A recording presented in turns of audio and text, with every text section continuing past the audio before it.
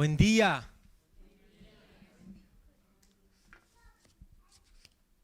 ¿Cómo fue su semana? Bien.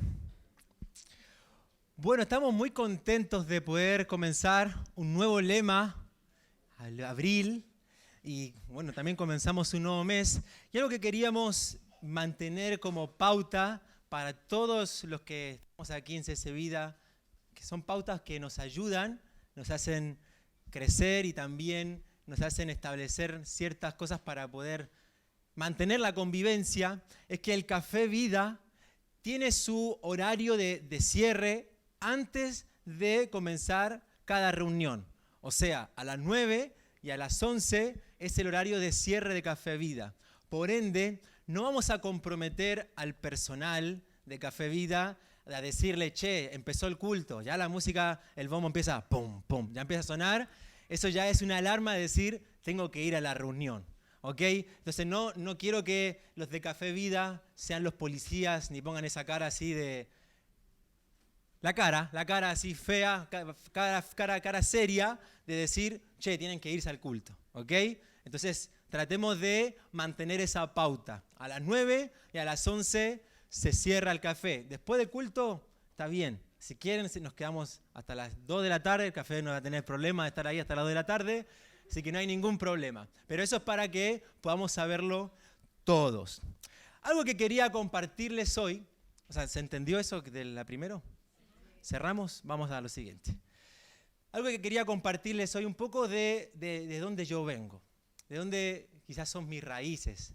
Aquellos que están aquí quizás que vienen de Venezuela, de Bolivia, de Colombia, quizás se van a identificar un poco más conmigo, porque cuando yo quizás decía cosas acá como chileno, me miraban los argentinos como diciendo, ¿quién es este, no?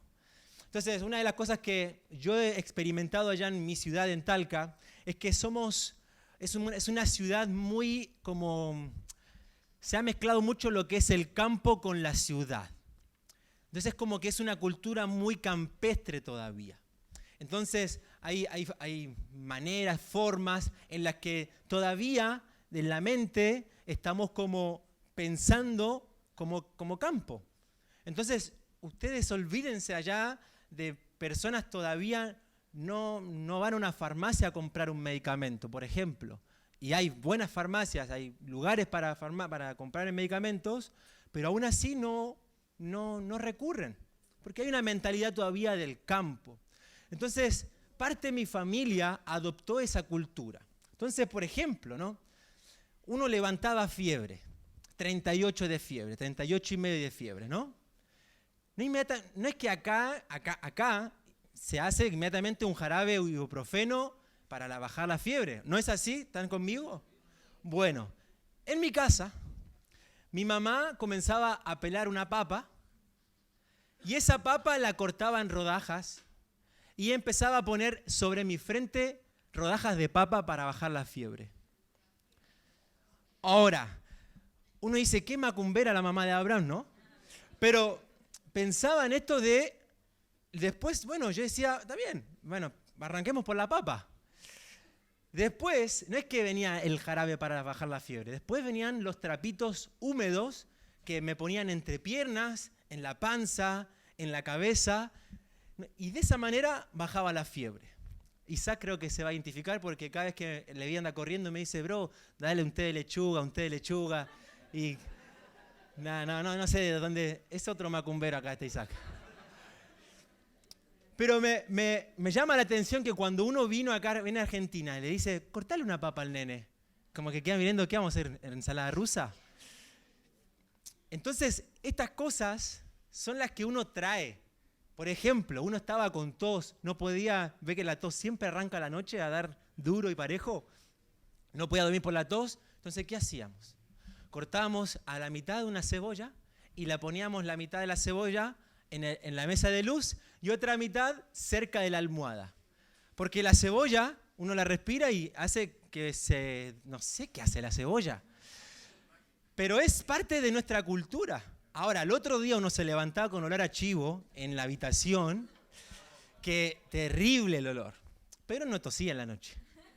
usted puede ser gracioso, quizás le voy a pedir a mi esposa que me grabe, pero yo estaba ahí, 2 de la mañana con Leví, la cebolla ahí para que pueda respirar, se le despejen todas las ¿qué serían? Los bronquios, no sé, ¿qué invento hace la cebolla? Pero uno está con la cebolla ahí. Ahora, con este ya remato y ustedes me van a quedar mirando con cara de ¿qué? Yo traje ya, esto supera todo invento humano. Yo no soy el padre de sufrir ni nada por el estilo, pero esta es la sangre de grado. No es la sangre de Cristo ni nada. Esta es la sangre de grado. Algunos quizás lo escuchó hablar, lo mencionó, los ancestros, mis ancestros lo han usado. Pero la sangre de grado tiene muchos efectos, muy potentes. Mi mamá me dio un día para una cicatriz, ponete sangre de grado. Toda mi familia usa sangre de grado. ¿Estás mal de la panza? Sangre de grado. ¿Te quemaste? Sangre de grado. Todo es la sangre de grado. ¿Se entiende más o menos de dónde vengo? ¿Alguno quiere recibir la sangre de grado? No, mentira. Pero miren, indicaciones, dice, medicina eficaz como antiséptico, cicatrizante, úlceras internas, cura de hemorragia, asma, diarreas, manchas, quemaduras, acné, hongos, toda herida externa, mal de vientre. Es mágico. Tengo 20 para vender en el momento. Yo la primera vez que mi mamá me dijo de la sangre de grado, yo no entendía nada. Puede sonar muy loco, pero pensaba si yo les dijera que la mamá de mi primo no le funcionó la quimioterapia para su cáncer en el estómago y comenzó un tratamiento con sangre de grado y ella se curó del cáncer de estómago, ¿ustedes me creerían? ¿Por qué me creerían?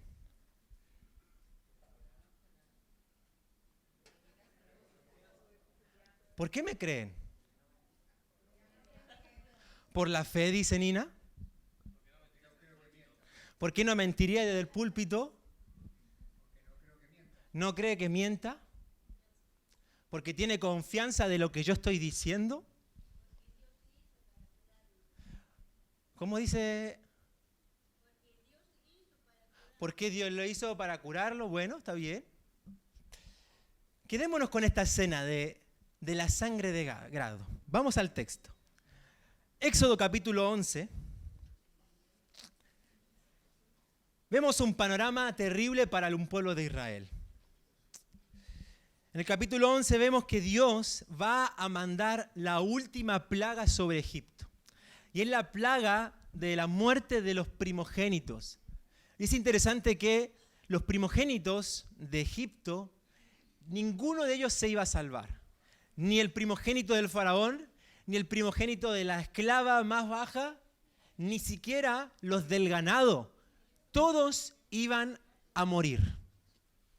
Y el pueblo de Israel sufría una opresión. Sufría cautiverio, sufría esclavitud, maltrato. Y esta era la condición en la que estaban los israelitas. Pero a partir del capítulo 12, dice el verso 1, en Egipto el Señor habló con Moisés y Aarón. Les dijo, este mes será para ustedes el más importante, pues será el primer mes del año. Hablen con toda la comunidad de Israel y díganles que el día 10º de este mes todos ustedes tomarán uno por cada. Si alguna familia es demasiado pequeña para comerse un cordero entero, deberá compartirlo con sus vecinos más cercanos. Yo me ofrezco para Navidad, para si a alguno les sobra cordero, yo estoy ahí presente. Teniendo en cuenta el número de personas que sean y las raciones de cordero que se necesiten, según lo que cada persona haya de comer. Verso 5. El animal que se escoja puede ser un cordero o un cabrito de 1 año y sin defecto, al que cuidarán hasta el 14 del mes. día en que la comunidad de Israel en pleno los sacrificará al caer la noche. Tomarán luego un poco de sangre y la untarán en los dos postes y en el dintel de la puerta de la casa donde coman el cordero. Saltamos al verso 11. Comerán el cordero de este modo, con el manto ceñido a la cintura, con las sandalias puestas, con la vara en la mano y deprisa. ¿Se trata de qué? Verso 12. Esa misma noche pasaré por todo Egipto y heriré de muerte a todos los primogénitos, tanto de personas como de animales, y ejecutaré mi sentencia contra todos los dioses de Egipto. Yo soy el Señor. La sangre servirá para señalar las casas donde ustedes se encuentren, pues al verla pasaré de largo. Así, cuando hiera yo de muerte a los egipcios, no los tocará de muerte a ustedes ninguna plaga destructora. Este es un día que por ley deberán conmemorar siempre. Es una fiesta en honor al Señor y las generaciones futuras deberán celebrarla. Verso 21.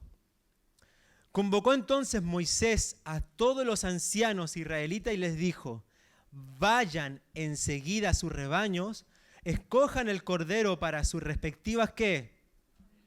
Y mátenlo para celebrar la Pascua.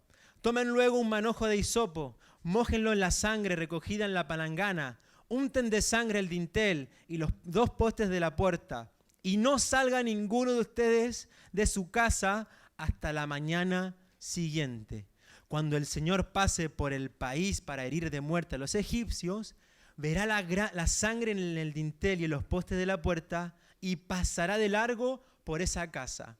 No permitirá el Señor que el ángel exterminador entre en las casas de ustedes y los hiera.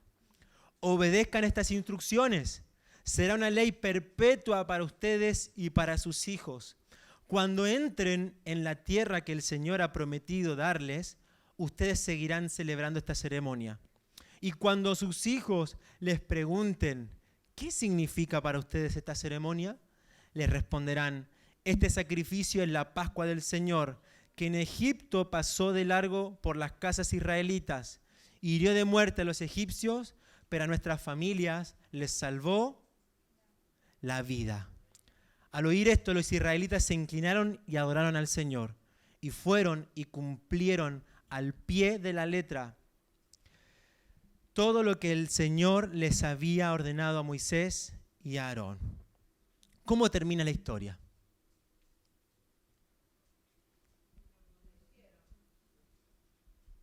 ¿Cómo? Sucedió al día siguiente tal como Dios les había dicho.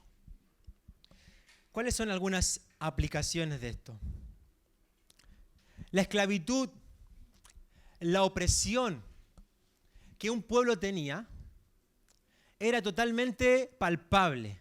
Ellos la estaban sintiendo en carne y hueso. Ellos sentían el maltrato, la esclavitud la estaban viviendo a diario. Pero nosotros quizás no podemos conectar con ese tipo de esclavitud. ¿Por qué? Porque nuestra esclavitud es una condición interna. Es una condición que podemos sentir. ¿No les ha pasado estar esclavos a un pensamiento del pasado? Estar hoy aquí presentes, pero nuestra mente recurre constantemente a un pensamiento del pasado. O a pensamientos, ser esclavos a pensamientos destructivos acerca de nosotros.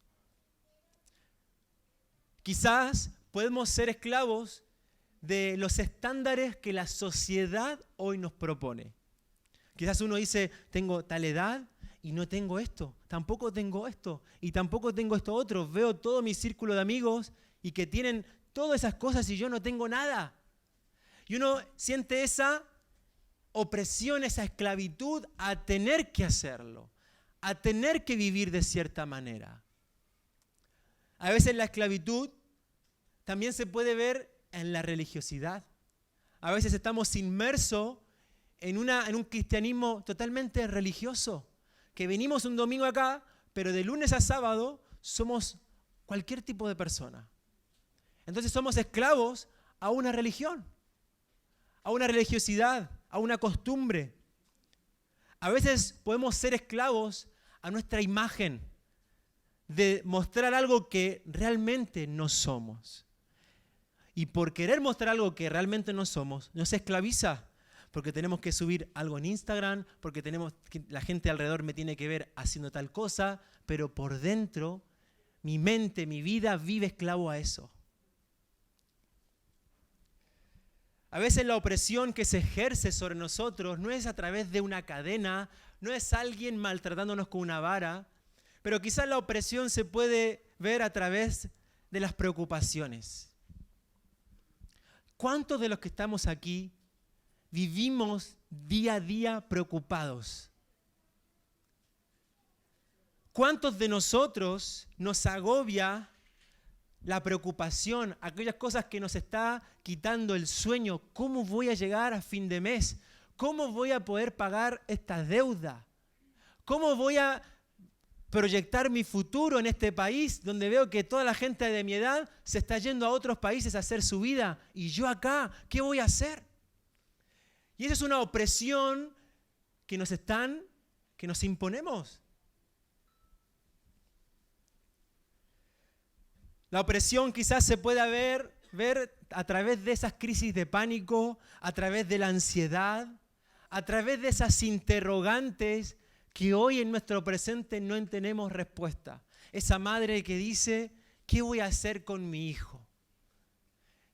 Ese papá que dice, ¿qué voy a hacer con mi hijo adolescente? ¿Cómo voy a hacer para que conozca a Jesús? Y esas preocupaciones nos oprimen.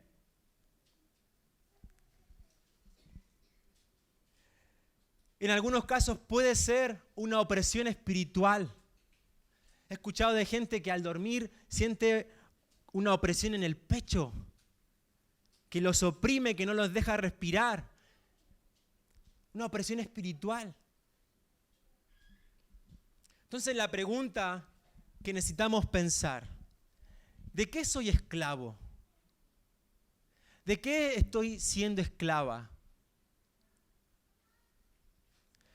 ¿Qué cosas me están oprimiendo? ¿Qué situaciones me están oprimiendo? La celebración de la Pascua, cuando leíamos en el relato, fue una convocatoria familiar. Cada familia debía matar un cordero y poder compartirlo. Y fue una celebración, como decía en el verso 21, que Moisés convoca a los ancianos y de los ancianos van a convocar a la familia. Y fue un acto, fue una ceremonia en comunidad. Y saben que a veces hemos cometido el error de dar un mensaje sumamente personal, un mensaje de salvación personal. Y yo me he visto en un montón de situaciones decir, total, la salvación es personal. Como mandando al otro al infierno. Como diciéndole al otro que se la arregle con Dios en algún momento.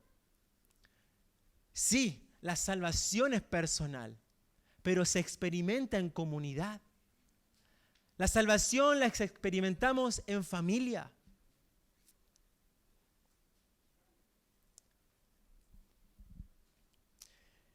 La experiencia de la Pascua se vivió con toda la familia en la mesa.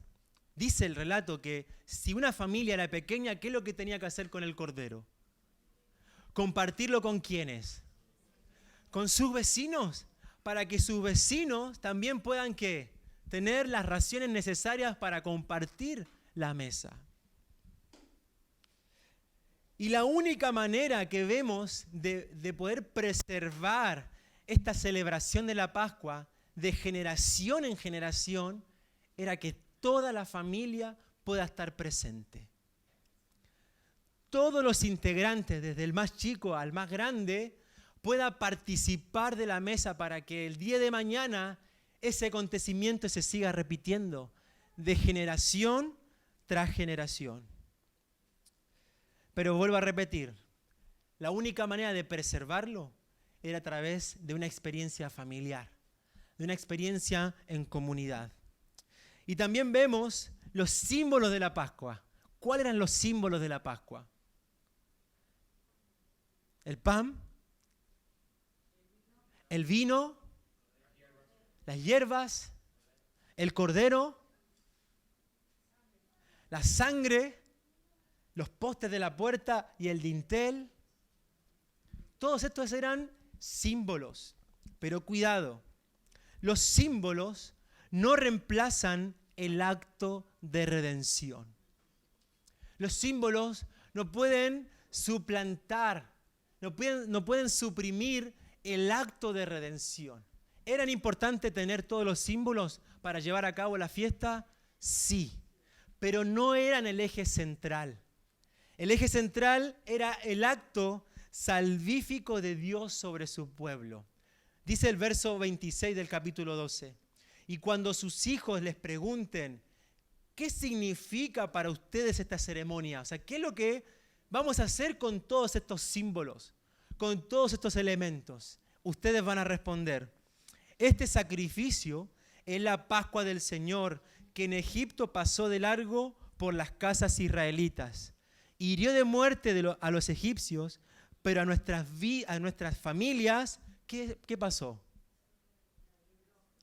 Les salvó la vida.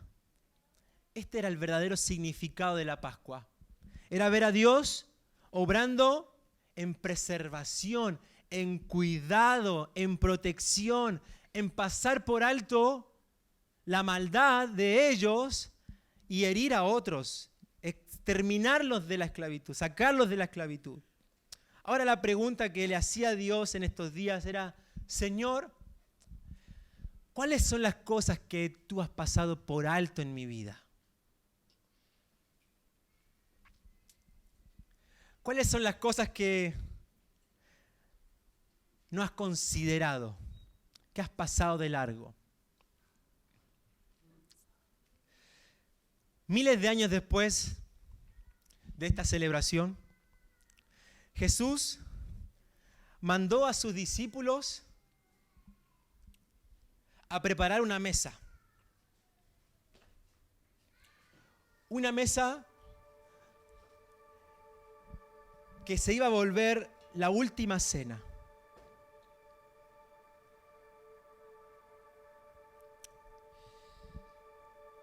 Resultó ser que la celebración que iban a estar compartiendo iba a ser ¿cuál? La Pascua. Era el día, era el momento que ellos iban a recordar lo que Dios había hecho por su pueblo. Pero Jesús tenía estos sentimientos encontrados porque, por un lado, dice el texto en Lucas 22 que les dice a sus discípulos, he tenido muchísimos deseos de compartir con ustedes esta Pascua. Pero a la misma vez, Él sabía que en las siguientes horas tenía que ser entregado.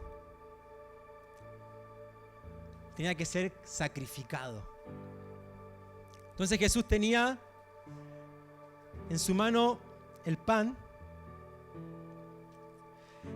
También trajo el vino.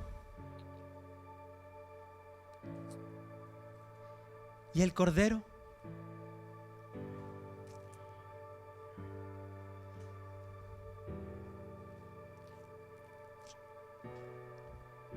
Por eso, en esta mañana, vamos a poner por título el poder del mensaje de la cruz.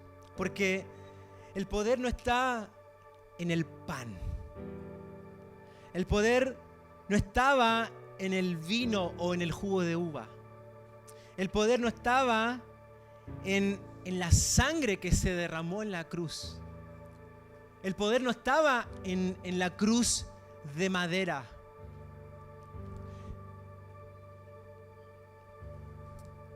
El poder tampoco está en la sangre de grado.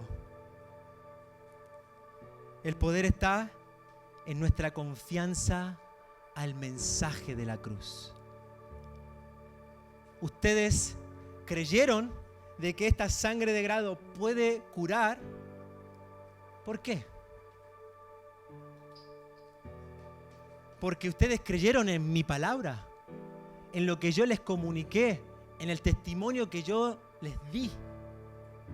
De esa misma manera, Jesús y los discípulos compartían la mesa, generación tras generación, recordando y comunicando lo que Dios había hecho con su pueblo miles de años antes.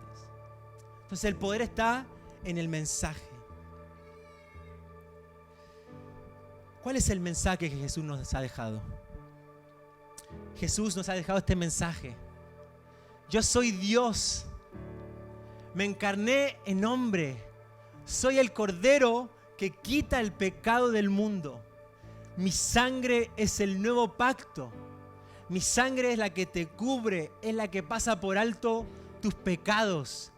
Mi cuerpo en esa cruz significa que fui tomado, fui partido y fui dado a ustedes.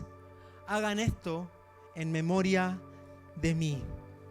Hebreos 11:28 dice que por la fe Moisés celebró la Pascua y el rociamiento de la sangre para que el exterminador de los primogénitos no tocara a los de Israel.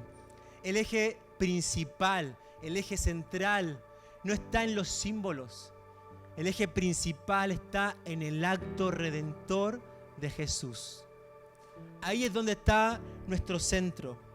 Por un momento, la Pascua tenía un significado importante para un pueblo. Pero en Jesús tiene un cumplimiento completo, un cumplimiento pleno de saber de que ya no es solamente una libertad para un pueblo esclavo. Ya no es solamente libertad para un pueblo que está siendo oprimido. Ahora es una libertad sin frontera. Una libertad interior. Ya no somos más esclavos al pecado. Ya no somos más esclavos a pensamientos destructores. Podemos descansar en ese mensaje de la cruz. Y la salvación va mucho más allá de un ámbito físico, de salir de un lugar a otro, de ser rescatados de un lugar a otro. La salvación es una salvación eterna. Es un sello eterno, pero que no se vive solamente de manera personal, sino que se experimenta en comunidad, se experimenta en familia. Y esa es la convocatoria que Jesús nos ha hecho hoy. Este cumplimiento nos convoca para que cada uno tome el pan, tome el vaso con el jugo de uva. Recordamos que un día un pueblo fue salvado, fue liberado de la esclavitud. Pero recordamos el mensaje que tiene poder, que Jesús vino, nos salvó, nos rescató y nos hizo sus hijos, sus hijas. Amén.